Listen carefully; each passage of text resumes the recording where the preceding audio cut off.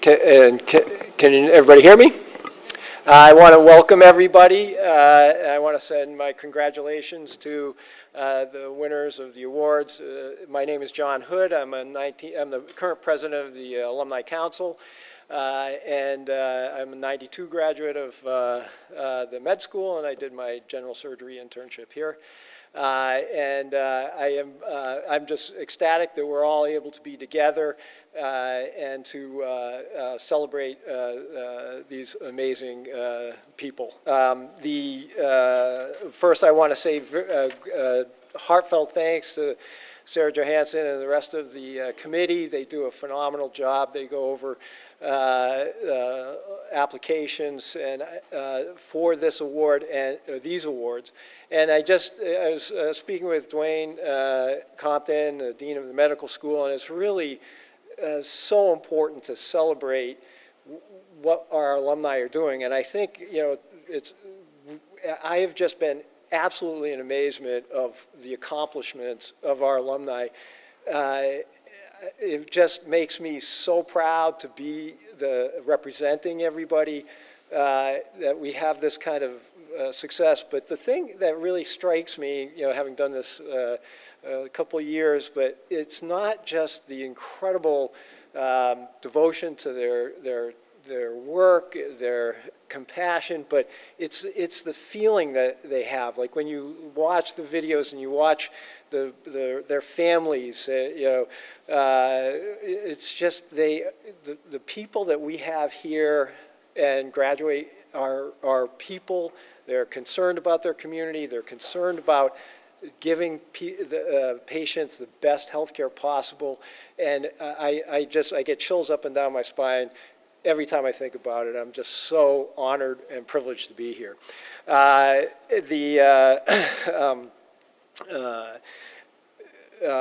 here just to kick this off, but I want to, before we do that, there's a video from Joanne Conroy and then Taylor and Connor, who are medical students, and we'll play those videos now, and I'll be right back. Hi, I'm Joanne Conroy, the President and CEO of Dartmouth Health. First of all, it's my honor to be here to congratulate the Geisel Award winners. All of you have really committed your lives to a career where you have social. These are careers that actually drive change. There are many ways that you can drive change. You can work for a not-for-profit, you can work at either corporate social services or community social services, you can work for the federal or state government, and certainly you can be an entrepreneur that actually develops or brings something to the market that really changes the world. Work is not just about the money, it's really about the non-monetary things that your job and your career actually give to not only you, but the communities that you serve. Now, the honorees today run the range of performing malaria research, creating inclusive environments, focusing on underserved children in inner cities, be the consummate educators, focusing on smoking reduction and improving the work environment, gene therapy, fighting pandemics, and restoring vision. And every single one of you has had a measurable impact on thousands and thousands of people. It's a pleasure to be able to honor you today, and thank you for everything you've done for our communities and also our profession. Hi, I'm Connor. And I'm Taylor. And we are chairs of Student and Alumni Engagement. We want to congratulate all of the alumni awardees. Your work and commitment to medicine, your patients, and society as a whole is truly incredible. As medical students, we are continuously inspired by and grateful for the examples that you set as we embark on our careers as physicians. Congratulations. And one thing, alumni, I want to thank not only the committee, but I want to thank the alumni office. They have just done a phenomenal job of making this happen every year. They have allowed people to say their thanks on video. If you haven't had a chance to do that, do that. It is so touching to see family members say, Grandpa, you're the best ophthalmologist I know, and the next little grandchild, you're the only ophthalmologist I know. It really is very touching. And I'm not trying to single things out, but when COVID started, Dan Lucy was kind enough to give a tutorial basically on how to handle pandemics. And we were all, stuck at home, and he has been in every terrible situation you can imagine. And what came through to me was that there are ways we can prevent this, there are ways we can do this better, but he was so heartbroken about the loss of his colleagues who were on the front line, and he has been on the front line. And that, I think, is what makes us so special. It makes him special, but we need to celebrate this. So thank you all for being here. I'm another very special person, Sarah Johansson, who pours her love and her heart to this institution, will be running the show from here. So thank you all very much for being here.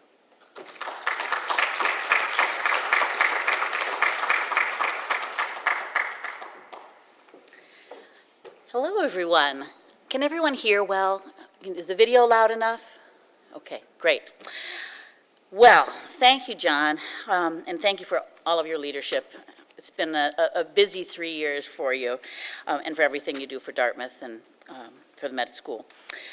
I am thrilled to be here this evening honoring the esteemed alumni, family, friends, all the colleagues who have demonstrated excellence and dedication to their work and to the medical school. And I really want to thank everybody. We have a whole virtual crew that is looking on. We'd like to thank everyone who showed up today, families and friends, colleagues, and all of those who are witnessing this virtually. I also want to give a shout out to the student volunteers who you'll meet hopefully later. I'd encourage you all to introduce yourselves. They're here for now and for the reception itself. So keep an eye out for those student volunteers, and thank you all for being here. I want to thank Matt Haig, our Vice President for Development and Alumni Engagement, and the Alumni Engagement and Strategic Events team, particularly Amanda Bassett and Annette Achilles, for their unbelievable support for all these efforts, and for their crew, Bridget Connolly, Megan Dodge, and Ashley Lindsay, who planned all of this event and the reception to follow. So thank you all for doing that. So before we begin the actual first award, a little bit of housekeeping. The ceremony is being live streamed and recorded, and access to the recording will be available on the Alumni Engagement website in the coming days. We're giving awards to 4 categories this evening. One is the Young Alumni Award, the Outstanding Service Award, Career Achievement, and new award created in 2023, which is a Distinguished Alumni Award. And you are able to read more about each of the awards themselves and the recipients in your program. As if you didn't get one, there should be more on the way out. So before the awards are presented to each of the honorees, we'll play a brief video where the nominator of that individual or a colleague will outline the achievements of each of the awardees. All right, then we'll present the award to the recipient, and they'll come up and they'll share a few words from the podium, and whatever they'd like to share, we've encouraged them to speak, and then we'll move on to the next honoree. So for our first award category, it's our Young Alumni Award. This recognizes an alumni who've graduated in the past 15 years for significant service or career achievement. Tonight's honoree is receiving the Career Achievement Award, which honors alumni with a significant record of accomplishments in fields of medicine or science who've consistently demonstrated an extraordinary dedication to their work. And other factors to be considered include notable scholarship or involvement in their fields or important contributions to and recognition from their professional organizations. So I'm going to show a short video of Dr. Ippolito's nominator, Dr. Lisa Adams. extolling the reasons that Matt was selected for the Young Alumni Award.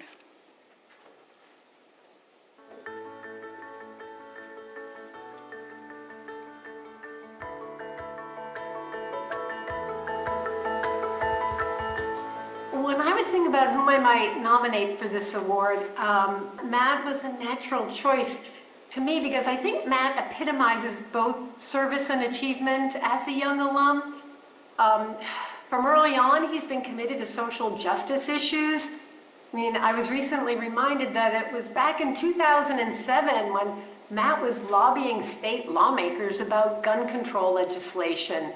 Now, of course, we all know how important that issue is and what a significant public health problem gun violence is. But he was doing that work back in 2007 when it really was not on most people's radars. And then as he's gone on in his career, Matt has maintained that unwavering commitment to global health equity that so many of us aspire to. It's really been truly admirable and has made him a wonderful role model for our current students.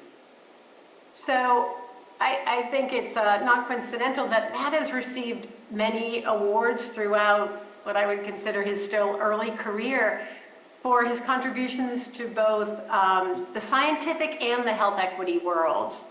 He is really both a serious scientist and clinical researcher, as well as a humanist and social justice crusader, kind of all wrapped into one. But what I really appreciate about Matt is his humility through it all. So Matt, I am so delighted for you to be receiving this award. And if all goes well, I'm watching this on the live stream from Dar es Salaam, Tanzania right now, which somehow seems so appropriate for the two of us. Honestly, you deserve this recognition for all that you have done so far in your career to promote health equity and contribute to new knowledge to improve malaria care and treatment, and for all the things I know you will go on to do throughout your career.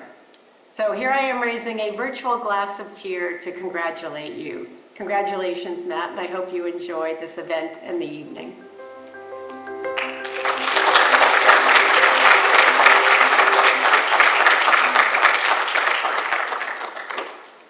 So now I'd like to invite Matt Ippolito to the podium.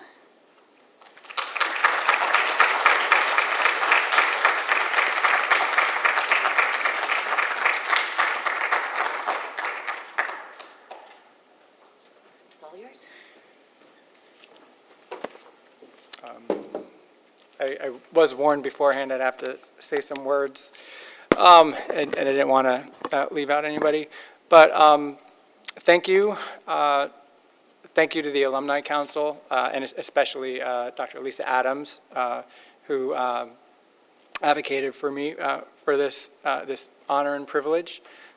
She offered mentorship and later friendship in my early career at Dartmouth, trusting me.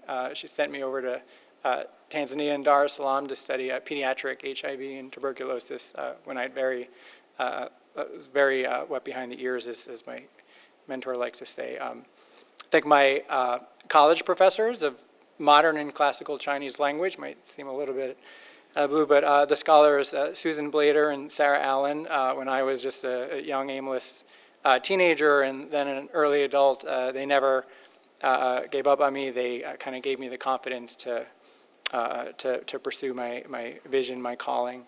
I thank Professor Joe O'Donnell, who's here tonight, to paraphrase one of his one of the quotes he would, one of his favorites. And I was trying to look this up. I think he was paraphrasing the poet Muriel Rukeyser, where the universe is not made up of atoms; it's made up of stories. And to follow that metaphor a little bit further, if stories are the atoms and words are the subatomic particles, and what I take away from Dartmouth is really the lexicon that Dartmouth Medical School draws from, where we talk about our patients, we talk about shared decision making, we talk about passion and compassion, we talk about our patients and the humanity behind what we all strive to provide. I want to thank my fiancée, Christina, who's here tonight, and she lives her ideals, and she teaches me about passion and devoting your life to what you really believe in, and she lives that truth every day. She teaches me about leadership. I'm really grateful to have her as an example in my life, and she'll always relate to what it means to dedicate yourself to what you believe to be your life's purpose, and I love and admire you deeply. I thank Susie Lindsay. She used to run the Rural Health Scholars Program, and she was just always a sagacious, wise mentor and friend who makes me feel or know I'll always have a family here in Hanover. I thank my parents and my siblings. I thank my mom, who always encouraged us to follow our hearts, and she led by example when, at the age of 40, which, just 2 years younger than I am now, and she had 5 kids and went back to school to become a nurse and to follow her dream, and so she set that example for me. She graduated nursing school when I graduated high school. And I want to thank Jean-Bertin Kabuya. He's kind of my colleague and friend in Zambia, and the work that I do now in malaria wouldn't be possible without him and our team over in Zambia, and my mentors at Johns Hopkins, Doctors Moss and Shapiro. So I'll stop there. Thank you.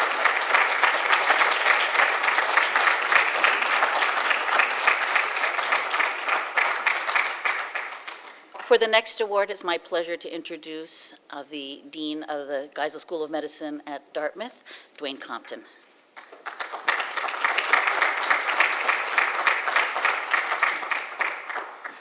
Thank you, Sarah, and good evening, everyone. Let me start just by congratulating all of our award winners.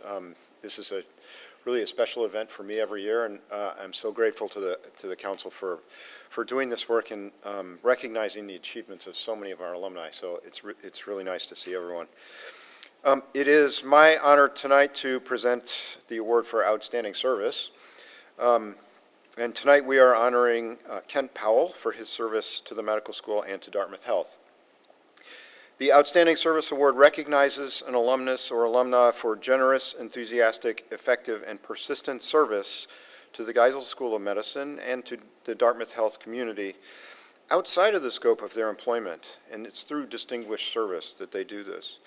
The individual may also have served as a resource to enrich the education and training of our students, a leadership contact for faculty and administration, a community link or liaison for the greater good of the medical school and of Dartmouth Health. So the nominator was Dr. Harley Friedman, and we'll watch a short video of how he is outlining some of the many qualities that Kent displays in as part of his nomination.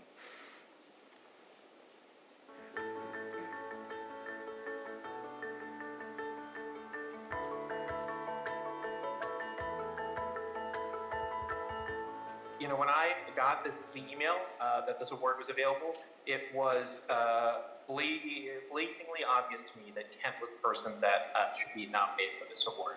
He has been dedicated to the Geisel mission from the beginning. He speaks lovingly of his time at the Dartmouth Medical School. Again, he predated Geisel, so back then it was just Dartmouth Medical School, and has been engaged with residents and with students at the medical school ever since then. Kent's greatest contribution to the medical school and to Dartmouth Health has been his dedication to the primary care track. Primary care medicine is something that's incredibly important. We know that we've got a primary care shortage both here in the Upper Valley and nationwide, and being a sort of a beacon of how great a primary care career can be, and to encouraging residents and medical students to consider primary care for their careers is something that he lives and breathes every day. And then most recently has been working with the ACP and is now the governor of the New Hampshire ACP, and using that as a lever to bring students and residents and faculty together to promote research and promote academic endeavors in both primary care and also in specialties as the ACP governor. And it's been just really amazing to watch him build his career and develop this sort of regional and national presence. We've talked lots and lots about sort of this job and the ups and the downs, the pluses and the minuses. And we both agree that the biggest plus of this job is watching your graduates go out into the world and do amazing things. And I'm incredibly proud of the work that you've done, and super thrilled that you've deserved this award and have been given this sort of great honor by the Geisel School.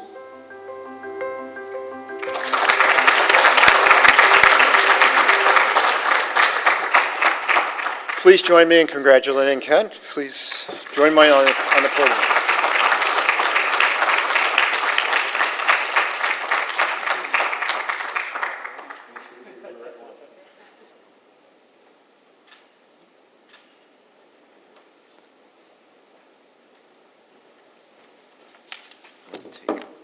Alrighty. Thank you all for being here today. Thank you for this award. I truly am very honored to be standing up here, hearing those kind words. Thank you, Harley, very much for that. I have to say, this is an excellent way to trigger imposter phenomenon, which I am feeling right now. I don't know if any of the other awardees are, but I certainly feel it myself. But I have to start off really by thanking my family, my wife Connie, who's here today, my children, Faith, who I believe is online, and my daughter. They worked so much harder than me, as I go through, as we all know from training as physicians, how difficult that is. And honestly, they worked much harder than I did to be able to get me where I am today. I've had so many mentors. Harley and Sherry Mather are here with me today. Kelly Kiefer, who's not here, but amazing mentors. And I could stand up here all day and talk about all the mentors at Dartmouth that have helped me along. My brother Will is here today. He works in cybersecurity, so if anyone is currently being hacked, please see him. He'll be able to help you out. But honestly, I have to say, this award is tremendous, but honestly, the only award I really need is, as Harley had mentioned, is seeing what my residents and students have done. I have a phone full of former residents who text me regularly, talking to me about issues that they have. But one particular, in my very first intern class, still texts me, except now he's working in a residency program, asking me about how to train residents who are struggling. And that's all the award that I really need. But I do thank you everyone.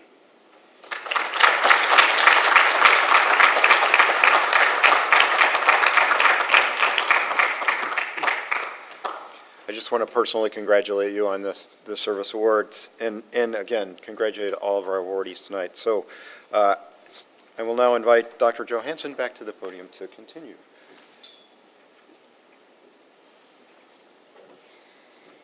So our next award category, the Distinguished Alumni Award, honors alumni who are at least 15 years out, but anywhere beyond that is fine. So they typify the Geisel School of Medicine at Dartmouth and Dartmouth Health tradition of excellence, and they bring credit to the institutions through their personal accomplishments, professional achievements, outstanding service, and for this particular award, or by making significant contributions to diversity, equity, inclusion, locally, regionally, nationally, and/or internationally. It's a really broad category, and we want to identify people who are doing great things out there in the way they do it. And so we have two distinguished and outstanding women receiving this inaugural award tonight. Here are two short videos from Dr. Joe O'Donnell, who nominated each of these doctors.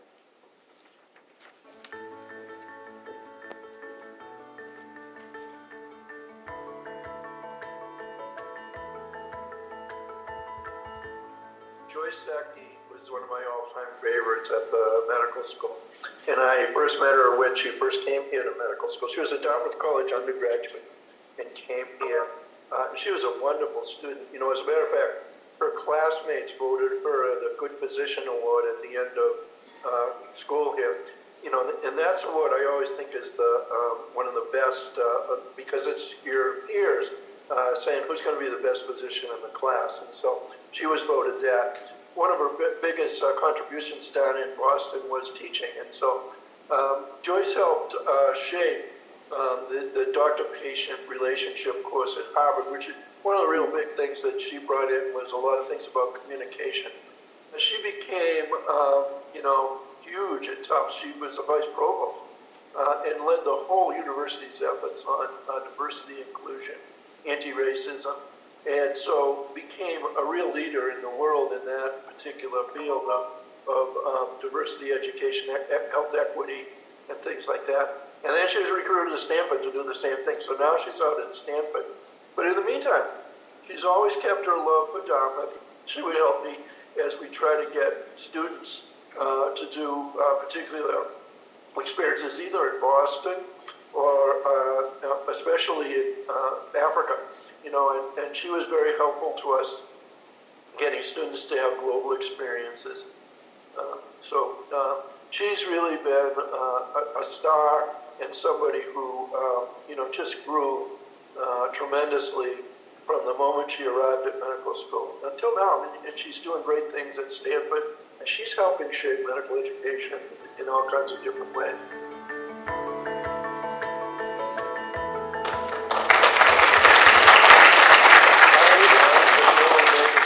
Since the moment she arrived here at medical school, and believe me, she was a force. In those years, in the late 80s, early 90s, when she was here, we were just beginning to develop our community service programs. And I think Megan, almost more than anything else, once we had developed this mechanism for having students here do community service, she grew the program. One of the programs that she led and led beautifully was called Partners in Health Education. And what it was it had medical students combining with teachers in the school system, K through 12, to do age-appropriate development, appropriate education around prevention and wellness and things like this. And it was thriving, and Megan was the force there. She had, you know, she was the one that actually coined the term partners in health education because they were really partners with the teachers. So she went on to what I think was the premier sort of underserved healthcare program, the Boston Combined Program at Boston Medical Center, and it's combined at Boston Children's Hospital. So she's the champion in the world, I think, one of the greatest experts for housing as one of the social determinants of illness and getting housing for kids and how that can affect their health. The other thing I think I could say about her is rather than just doing it, she did research about it too. She showed the benefits. So she actually educated herself in doing research and publications and public speaking, and then leadership of various organizations that were interested in those things. So again, and she was a force when she got here. She's a force now, will continue to be a force for good in the world. And I'm so proud that she went here to medical school.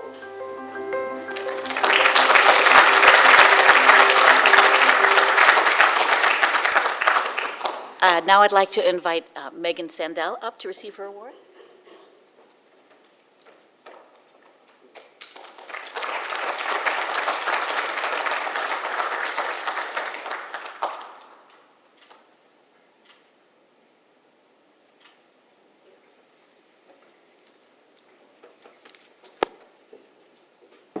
Well, it's just such an honor. So I just want to thank the Alumni Committee. I want to thank Dean O'Donnell for nominating. I think in a lot of ways, you know, I'm in Boston and I drove up to Dartmouth last night and was reflecting a lot on the lessons that I've learned from coming to Dartmouth. And three themes kind of came out at me. So the first is this idea of service, and service being an integral part of being a physician. And I learned that here at Dartmouth. And I really want to thank you, particularly Dean O'Donnell, that that you gave space to all the crazy ideas that I brought to your office, right? And I appreciate being called a force of nature, but you can only be a force if people accept it. And in many ways, you were an amazing trailblazer that helped me really realize that some people ask kind of, why, and other people ask why not, the famous RFK phrase, and I carried that with me. I carry that with me to this day of why can't there be a grocery store in Roxbury that is a halal butcher shop and is financed by a hospital, right? Like, why can't you do that? And those are incredible lessons as I think about what it means to be a physician advocate, and I learned that here at Dartmouth. I think the second is this idea of mentorship, and so I wouldn't be a pediatrician if I didn't win the lottery and get to shadow Dick Nordgren as a pediatric neurologist during my third year. Medical school is hard, and there are ways in which you sometimes question, and I was in one of those dark phases, and I came in and was able to see what it meant to be a doctor, and to learn that, and to really be reminded that I was smart and I could do this. And those mentorship lessons, those personal lessons, those professional caring lessons are what I carry forward when I mentor in terms of being a resident and being a fellow and now mentoring the next generation. And so being able to think about those lessons of mentorship that I learned here are so powerful. And then lastly, Dartmouth was a family for me. It was a place that I was here for 4 years. I've made friends that I have still that to this day. And so I need to thank my own family. My dad, Robert Sandel, is here. My mother, Carol Sandel, is flying from visiting my brother in California, so can't be here. But I learned, service and learning and being a doctor from my parents in terms of the service that they did. And I just want to thank my family that allows me to continue to do the work today, my husband, John, my 3 kids. And being able to recognize what family felt like is what I now have at Boston Medical Center. And so I just am really thankful for this opportunity and really appreciate the award. Thank you.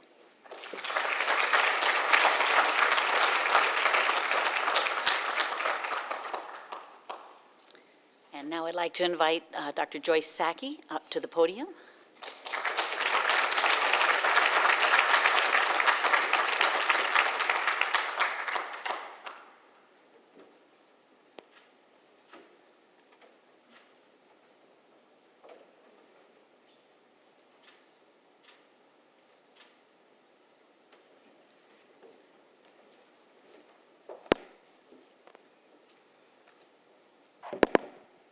What an honor. This is incredible.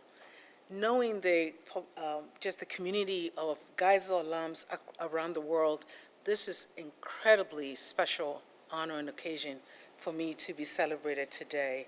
I have to say, everything I learned about being a physician and a leader in medicine, I learned from Geisel. So I want to really thank all the mentors who planted in me the values that I espouse these days. I want to especially give a shout out to Dr. Joe O'Donnell, who is not only a mentor, but I would consider him my sponsor. He literally talks about me to everybody who he runs into. And that's a mark of a sponsor. So you evolve from being a mentor to so many of us in our class, including Sarah. And here we are, you're continuing to encourage us, so thank you so much. I want to thank the entire Alumni Council, and Sarah, this is so special to have an award coming from my classmate. Thank you. Thank you so much. I also want to say that I have so many mentors, and some of them are here today, so I want to just give a shout out to Dr. Dick Nordgren. Where is he? Thank you so much. So Dick and Sharon actually provided a home away from home for me when I was here. I used to babysit their house when they traveled and got to know the entire family. So it really was an extended family. And then the icing on the cake was when I got a chance to actually do a rotation with Dr. Nordgren. He almost convinced me to go into neurology instead of internal medicine. I was just so inspired by your work. And I will never forget, Dick, the day that you and Sharon decided to actually travel to New York City to attend our wedding, Kweku and my wedding. So thank you for being a friend over all these years. I do also want to thank a couple of people in absentia. So Fran and Bob Nye, who were professors at the School of Medicine here, really literally gave me a home for 4 years when I was here, and they both passed away. But they then became the grandparents to our children. And so I want to thank them. And I know they are resting in power somewhere in heaven. I cannot conclude this without thanking the family and friends who have been the wing beneath my wings, really. And I want to first give a shout out to my husband, Kweku, who is my biggest fan, and he's the one who, anytime I'm contemplating making a change, he would say, why not? Just when, one example was the fact that we uprooted from Boston after decades, and we are now living in California, creating a community all over again, and it's thanks to this man who's always believed in me. So thank you for that. And I thank our beautiful children that we've brought together into this world, including Nicole, who is a force to reckon with in her own right. And so thank you for traveling all the way from New York City, busy editor for a magazine there, to come and cheer Mom on. I just love you to pieces, as well as your brother in his absence, Kweku. There's this special person here that I really need to make sure that you know about, and that is Dr. Gloria White-Hammond. Dr. Gloria White-Hammond is not only a pediatrician, a humanitarian, a social activist, and I learned my social activism really from her. And she's also my prayer partner, my pastor. She and her husband, Ray Hammond, are both physicians and pastors, and our family have had the privilege of being members of congregants of the Bethel African Methodist Episcopal Church in Boston. And everywhere I go, Gloria makes a point of coming to visit, including recently coming all the way to the Bay Area to visit me shortly after we moved over there. So I want to thank you so much for being my friend, my confidant, and my mentor, and for being here today. And thank you, everybody.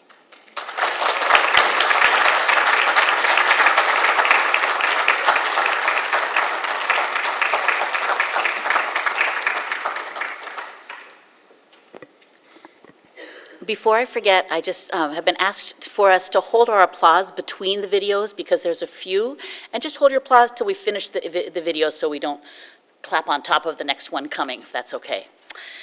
So for our final award of the evening, we'll recognize 4 awardees in the category of career achievement. This award celebrates alumni who, over the course of their careers, have made notable impacts on the medical or scientific field. The awardees will have demonstrated exceptional leadership, accomplished a specific discovery, innovation, or finding in their disciplines, made significant steps to reduce healthcare disparities, improve healthcare delivery and patient care outcomes, transformed, advanced, or impacted the practice of medicine or the landscape of medical education, or have received a significant award which by extension brings great honor to Geisel School of Medicine at Dartmouth and Dartmouth Health. These individuals came from, we have unbelievable graduates here. We have so many amazing individuals who have changed in all of these different ways. It's really incredible. It made it very difficult to select. But we were so happy with our selections and felt so confident in the impact that these individuals have had, all differently, which is what we value about this place. We create doctors who can go out and do anything, and they have. So sadly, one of our Career Achievement awardees, Dr. Stu Hansen, was unable to join us. But we'd still like to acknowledge him, and you'll find his biography in the program, and we'll present him with his award in 2024. So next, a short video will play outlining a few of the achievements, just a few of the awardees. At the conclusion, I'll invite each honoree to the podium to receive their award and say a few words.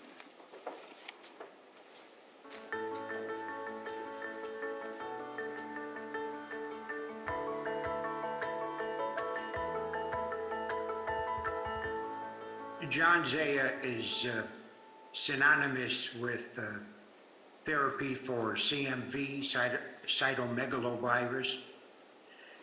In his early career, he developed a practical method for producing immunoglobulins for CMV and other viruses as well, and his work led to use of that technique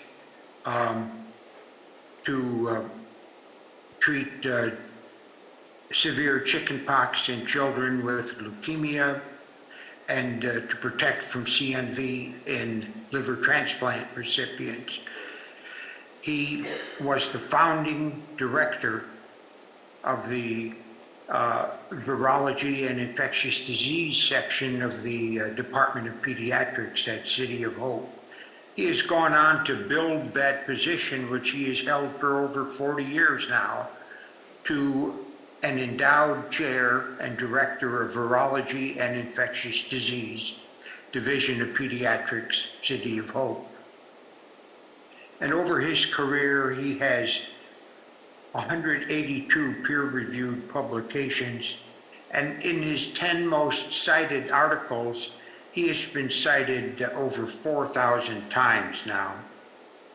And he's currently still working at age 80 and is principal investigator for a large phase 1 evaluation of a COVID-19 vaccine developed by his team at City of Hope. John, you are a true physician and scientist. Many in our class aspired to that, but you have actually been able to achieve it in spades. We, the class of Dartmouth Medical School, 1966, are honored to be able to present you with this Lifetime Achievement Award.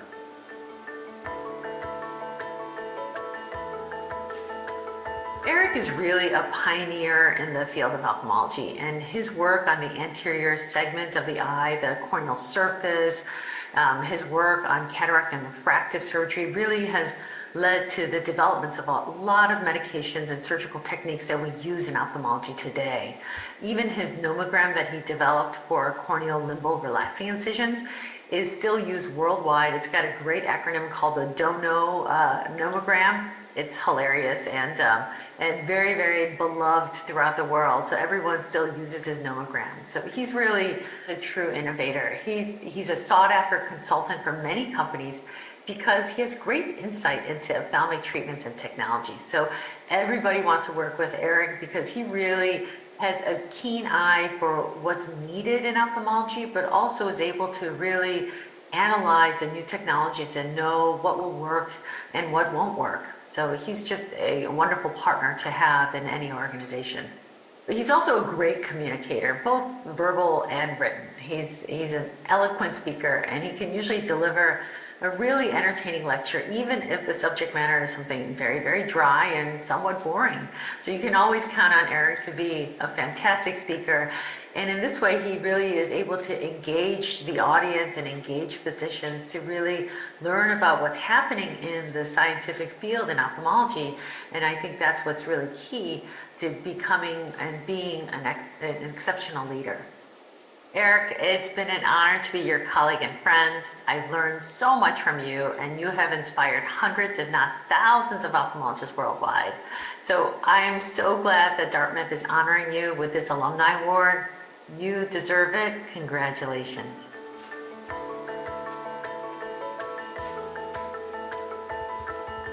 I knew Dan a bit at Dartmouth as undergraduates. I was a year ahead of him. And also a bit in medical school. We were in the same class. But when we reconnected after 43 years, and I learned of his career achievements, I was so amazed at his career trajectory. And that's what prompted me to nominate Dan for this award. There's an ancient saying that the way chooses you. And I think that's what happened with Dan and his career. I really think the way chose him. It was 1982, at the very beginning of the AIDS epidemic. It was a time that we didn't have the acronym HIV. And Dan was at an epicenter of the illness. And it was there that he began to understand the human toll of epidemics. And this understanding never left him. You know, I think his greatest accomplishment in medicine is that he has boots on the ground whenever and wherever there's an epidemic brewing. Some people refer to him as Indiana Jones. Others, maybe including myself, refer to him as Where's Waldo? Dan loves the world by teaching colleagues and students and patients all that he's learned during his 40 years fighting epidemics, both his clinical skills as well as his public health policy knowledge. I think he's a natural teacher. He was at Georgetown for 21 years. He was taught overseas, and now at the Dartmouth Institute and the Master of Arts in Liberal Studies here at Dartmouth. And with everything I think that he's done and seen over the past 40 years, I think he has a lot to teach us.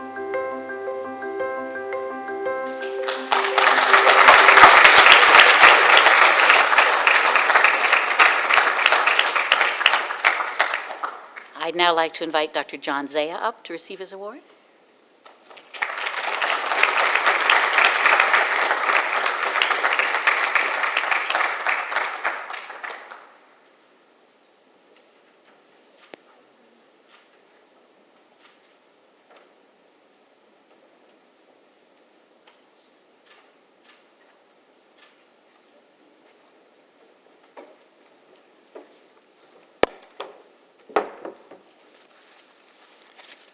Well, thank you very much. I want to thank John Hood and the alumni group that put this together, the dean for his work and his staff that helped us. It's really a thrill for me today. And the kind words of David Zamorowski, I want to especially say how much I appreciate them. And there's two other alumni that helped him that I want to acknowledge, John Malvahill and Dean Mosier, who I especially appreciate for helping me get to this podium today. There's so many people to thank, as you've seen from previous speakers. But primary for me, of course, is my wife, Connie. Connie couldn't be here today, but she's been by my side for 51 years, and she's watching now on video. Hi, Con. She was the major force that helped me do what I was able to do. We had fairly heavy roots in New England. Connie has 7 siblings, and many of whom are here today, and with some other in-laws. Thank you very much for coming. And so we transplanted to Los Angeles, which is not easy to do, coming from a relatively civilized place in Boston and then moving to Los Angeles, especially with young children. But she grew our family, and everything went well, and I'm really thankful. She knows how much I appreciate and love her.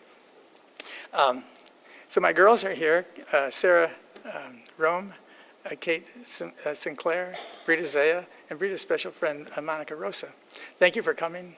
And as I mentioned, my other relatives and in-laws, thank you.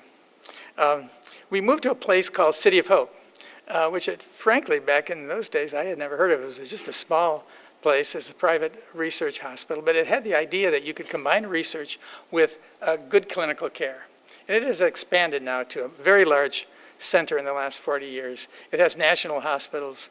It has hundreds now of physicians and also scientists. And it has contributed quite a bit, I think, to the care of certain kinds of patients, mostly those that have cancer. But I want to thank those colleagues there. You heard about the vaccine that the center made, and it was a COVID vaccine, but it was really Don Diamond who made that. And I thank him as a colleague for allowing me to be the principal investigator for evaluating that. And that still is in the process of development and testing. So the question is, how do you get to this position? And I think that we've heard from others how they see the model here at Dartmouth Medical School. And that's what I think I cherish the thought of from my days here so many years ago. I was in the lab for a summer job with a man named Kurt Benershka. And Kurt was a pathologist. Some of you may have known him. He went on to be a distinguished career as scientific director of the San Diego Zoo. And that was because he was interested in what we now call comparative medicine. That is the comparison of animal events, physiology, blood chemistries, disease, with human physiology, blood chemistry, disease. And you can learn a lot from studying animals. So that summer, when I came I was basically fresh out of Holy Cross College. That's where I knew David, in fact, David Zamrowski, and others. Paul Bates is here. He had me working on analyzing the blood of camels, alpacas, guanacos, and llamas. I mean, animals I'm not sure I had even heard of. But we had to find them, and there are community zoos in New England. You can go around and actually get blood from these animals. And I actually learned a lot about what we would now think of as mammalian genetics and proteomics. We studied proteins in these animals and see how they were related. So that I learned a method, and I got an interest in that kind of research.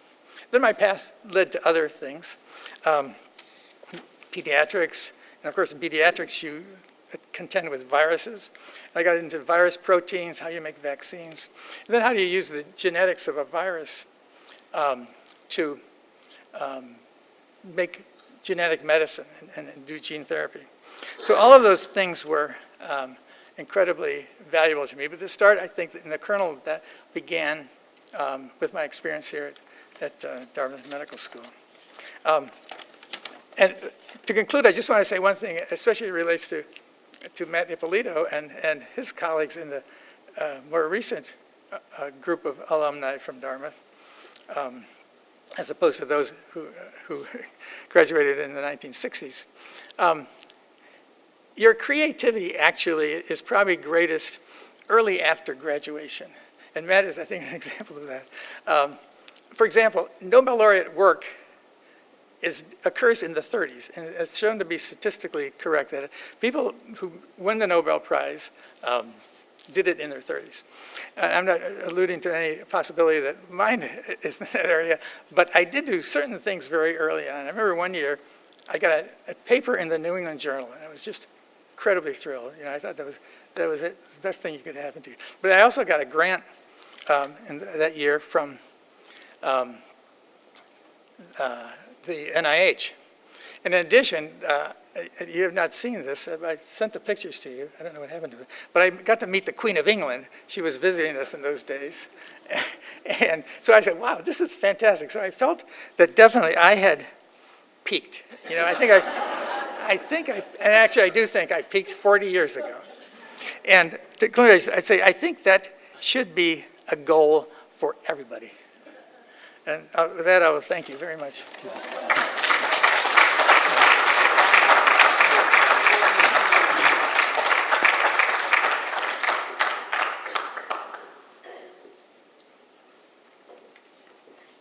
And now I'd like to invite Dr. Eric Donnenfeld.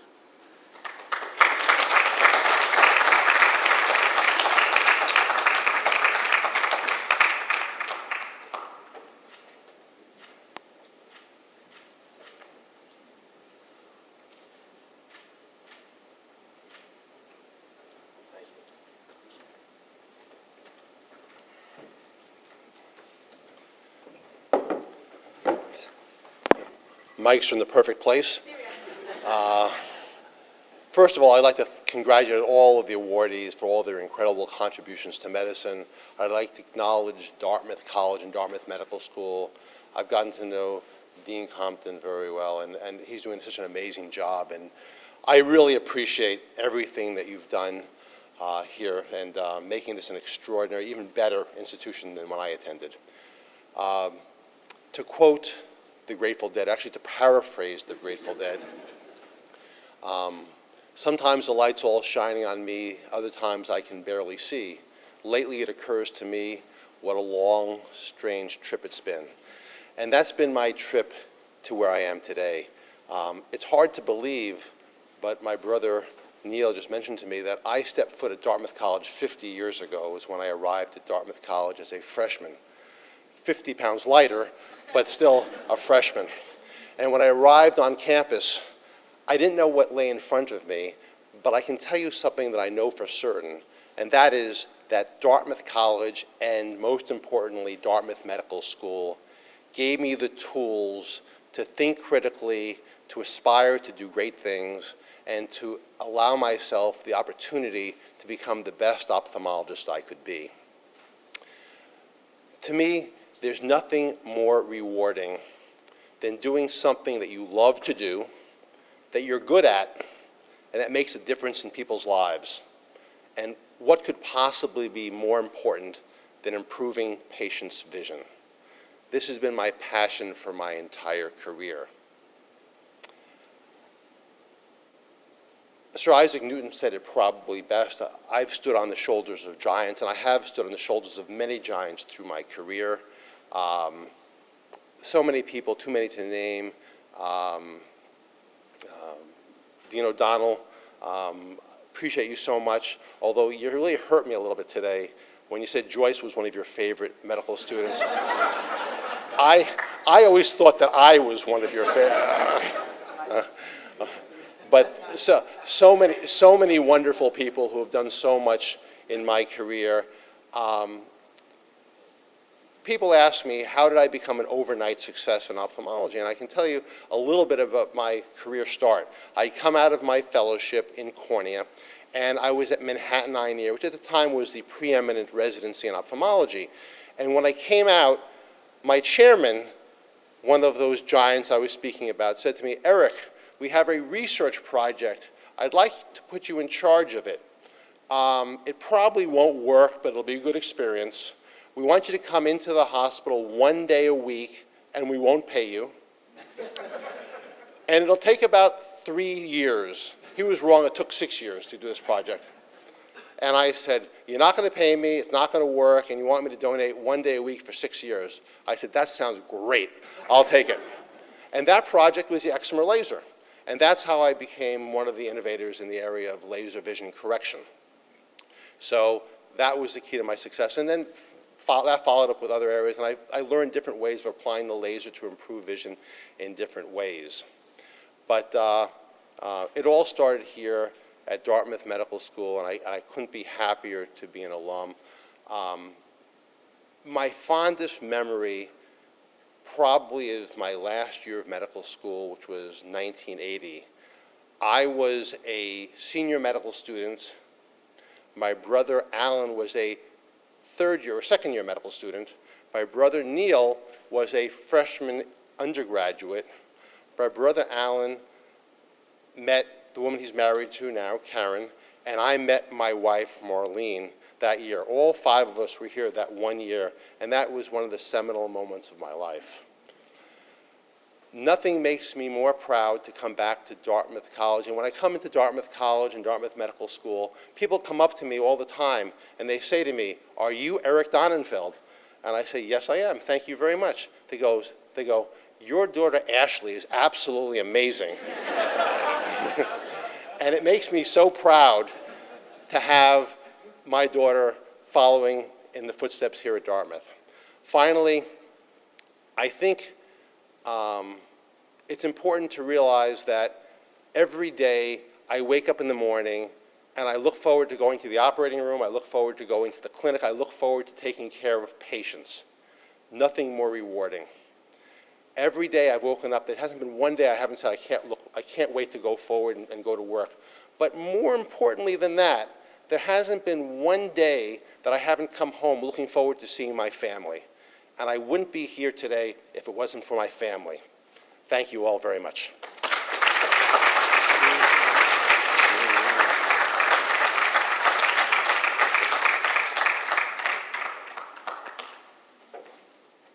And now I'd like to invite Dr. Daniel Lucy to the podium.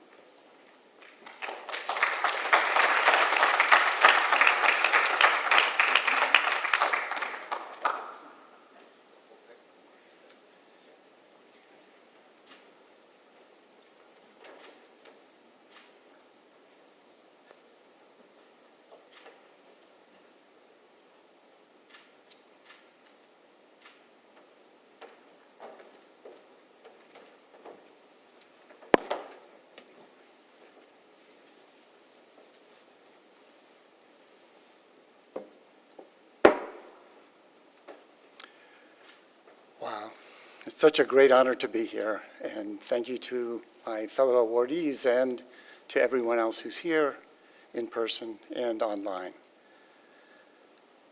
I'd like to start off, first of all, by thanking my wife, Brita Lucy, and I'm really full of gratitude to Geisel, to all of Dartmouth. Like Eric and like Professor Don Pease, professor of English here, we all three arrived in 1973, 50 years ago.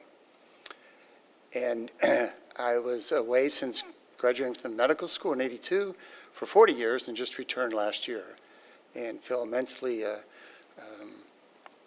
fortunate to be able to teach where I was a student for so long and where I learned and gained so much. So to be able to teach Geisel medical students, the Global Health Scholars, some of whom are here today, also in the Dartmouth Institute, TDI of Geisel, MPH students in public health, and at the college in the Masters of Arts of Liberal Studies, the MAUS program that's been chaired for almost a quarter of a century by Professor Don Pease, who's here. I'd like to also thank some of my many teachers, mentors, also colleagues from around the world as well as at Dartmouth, and some of the students. So guess who I'm going to start with? Joe O'Donnell.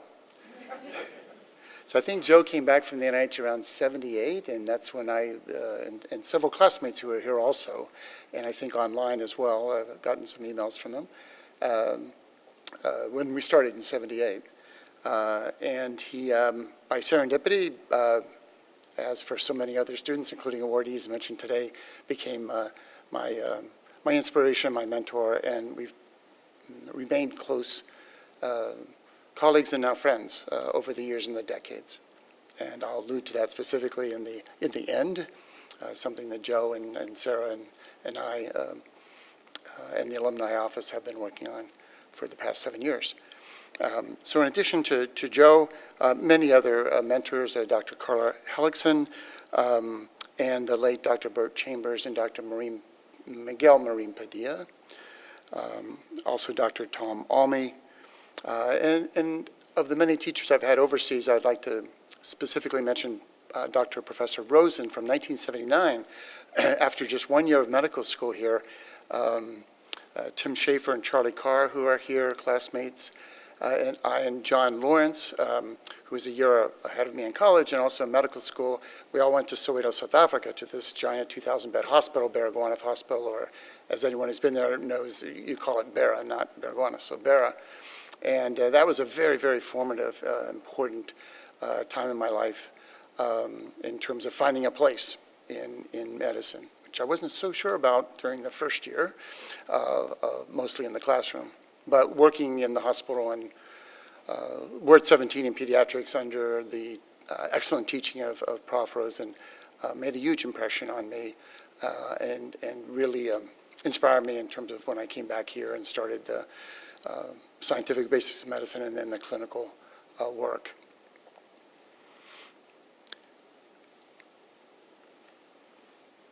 Again, I'd like to give a shout out to classmates that are here and online. I heard by phone from Blair Andrew, from Susan Miller, and Mark Linas here. We live next door to each other in the old Strassenberg medical student dorm, and 78, 79, and Tim Schaefer and Charlie Carr.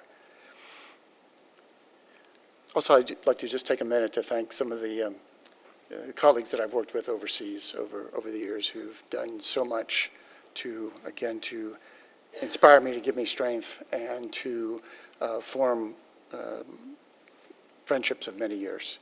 So Mr. Jackson Nema, who's a nurse practitioner, a physician assistant in Monrovia, Liberia with Doctors Without Borders in 2014 when we worked day and night to take care of patients, hands-on care, many patients with Ebola. Helena Nordenstedt from the Karolinska Institute in Stockholm also worked with Jackson and I in Liberia. Vanessa Vanderlinden in Brazil took care of babies with Zika congenital syndrome and welcomed me into our clinic when I just got on a plane and flew down there. Bertrand Renaud, who I worked with, a French doctor, we worked together in Madagascar during plague pneumonia in 2017. Dr. Mohammed Al-Abdalat and Dr. Najwa, both Amman, Jordan, worked together during MERS. Dr. Lev Grinberg in Russia and Ekaterinburg. We collaborated in person there, and I invited him to the States, to Georgetown, to work to discuss our work on anthrax, both from 1979 in Russia and 2001 in the United States. Dr. Alan Wu from China, Dr. David Heyman from the UK, Dr. Tony Fauci, recently retired, Dr. Sabrina Schultz, an anthropologist and the curator for the Smithsonian exhibit on epidemics, and Dr. Martellata from Sierra Leone. In closing, I would just like to say that, as many of us know and some have said, the power of stories is really unmeasurable. And so starting 7 years ago, Joe and I, and then for the last 6 years, along with Sarah Johansson, have organized asking alumni of Geisel to write stories. We call them wisdom stories, short stories that then are put together into a book, a very small book the first year, that are given to students of Geisel Medical School on graduation day. So at the end of the next week, it'll be the 7th consecutive year that we've put together stories, and each year alumni are asked and respond, mostly in response to Joe and Sarah, not so much me, which is fine. So I get to do the editing and copy editing and hold up the books and whatever. So then years, the first 6 years, we put together into what turns out now is called Volume 1. We didn't think there'd ever be anything but Volume 1, but this year, again, thanks to Sarah and Joe, we have over 40 stories just from this year that have gone into what now called Volume 2. So this is the 7th year, and we hope that there'll be many more years and many more volumes. And I'm sure I speak for Sarah and Joe when we ask you whether or not you've submitted stories in the past, and these would come to the alumni office, Amanda Bassett, Annette Achilles, Megan Dodge, and Bridget Conley. You can send the stories to them or to Joe or Sarah, and they'll be given to graduating medical students here at Geisel, Dartmouth, hopefully for many years and decades to come. So thank you again so much from the bottom of my heart.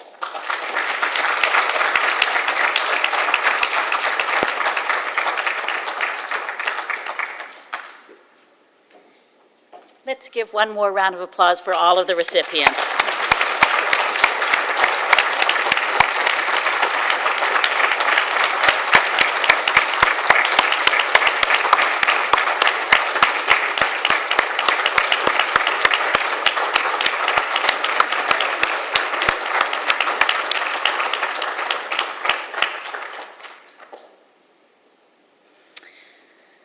So thank you to each of the Alumni Award winners, their nominators, and the presenters, and the Alumni Recognition Committee. Thank you to all the family, friends, and colleagues who joined us in person and virtually. And if you know someone deserving of a Career Achievement, Young Alumni, Outstanding Service Award, or Career Achievement Award, please submit their names. We can help you put together the materials for the nomination, but if there's somebody that you know, we would love to receive their names. We want to keep it fresh. We want to cover all the years, and you are sort of our best feelers into your fields and to your classes and your classmates. So we would love to receive your suggestions. If you're watching virtually, thank you so much for joining us this evening. And please reach out to the award winners that you know and congratulate them on their much-deserved award. If you're here in person, we'll now make our way back to the back of the ballroom, and we'll continue to celebrate our awardees with some food and beverage. I would like to ask the award winners if they wouldn't mind bringing their awards and coming up to the green screen so that we can do a few photos. And I hope you all enjoy the rest of the evening celebrating with our honored guests. And thank you for coming.